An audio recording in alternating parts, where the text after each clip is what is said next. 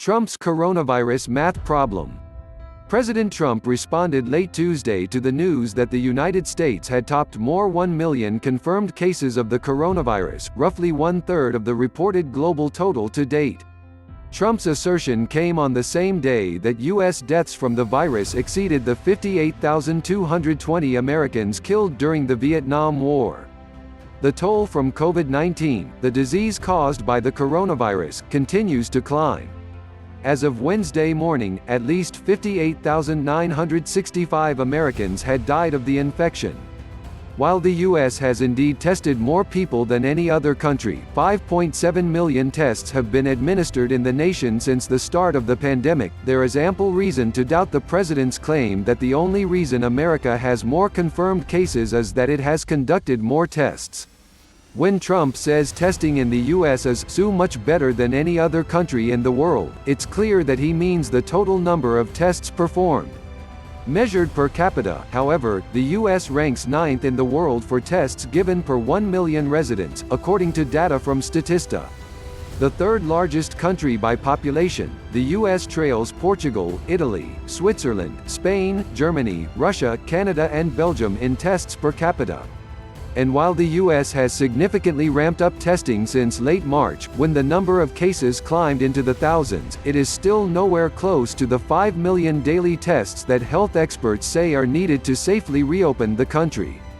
The single-day high for tests given in the U.S. was 314,182 on April 22, according to data from the COVID Tracking Project, yet Trump expressed confidence when asked Tuesday whether the U.S. would be able to quickly fix the glaring shortfall. "Well, we're going to be there very soon. If you look at the numbers, it could be that we're getting very close," Trump said. "I mean, I don't have the exact numbers. We would have had them if you asked me the same question a little while ago, because people with the statistics were there. We're going to be there very soon." The president and the members of the White House Coronavirus Task Force have made clear that testing will play a central role in helping jump-start the nation's economy, but Trump's boast of more tests performed to date also leaves out another important point. Thanks in part to an error with an early test developed by the Centers for Disease Control and Prevention and a federal bottleneck in supplies needed to collect and transport the samples, the U.S. fell behind in the number of tests being administered in February and March, when the virus was quickly spreading undetected. As of March 17, the U.S. trailed South Korea, Italy, Australia, Austria, the UK, the Czech Republic and Greece in terms of tests per 1 million people, the New York Times reported. That failure of testing hampered the ability of health officials to trace the contacts of those who were infected and place them in quarantine before they infected others.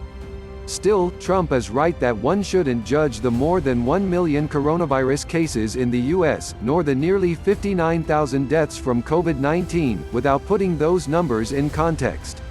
When it comes to coronavirus deaths by country per 1 million residents, the U.S. trails Belgium, Spain, Italy, France, the UK, the Netherlands, Ireland, Sweden and Switzerland, according to Statista.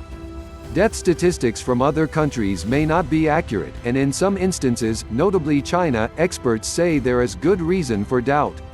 But data from the CDC that compares actual deaths from any cause with the expected number based on previous years indicates that coronavirus directly or indirectly has killed many more Americans than the reported figures, which for most states exclude people who died outside a hospital and were never tested for the infection.